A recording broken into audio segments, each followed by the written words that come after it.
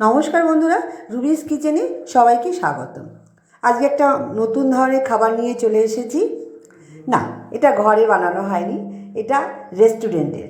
এই খাবারটির নাম chicken Persian কাবাব। আর তার সাথে সাথে আমরা নিয়ে নিয়েছিলাম 1 প্লেট বিরিয়ানি। 1 প্লেট বিরিয়ানি অনেকটা, দুজনে মিলে মা মেয়ে ভাগ করে খেলাম চিকেন পার্সিয়ান ও কাবাব। সত্যি কাবাবটা খুবই ভালো খেতে হয়েছে, তার সাথে সাথে বিরিয়ানি।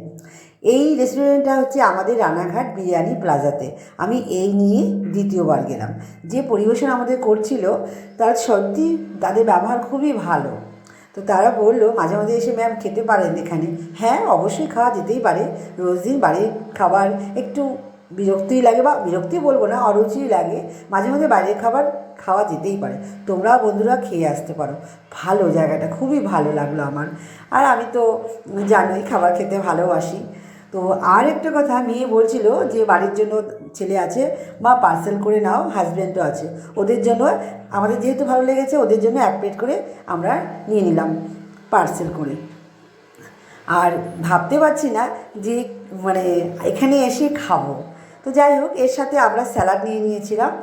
তো 1 প্লেট স্যালাড 40 টাকা নিয়েছিল, কিন্তু ভালো। আর তার সাথে সাথে আমরা নিয়েছিলাম সব খাবারের সবার শেষে মকটেল। মকটেলটাও আমি এই প্রথম খেলাম, মেয়ে বলো খেয়ে দেখো ভালো।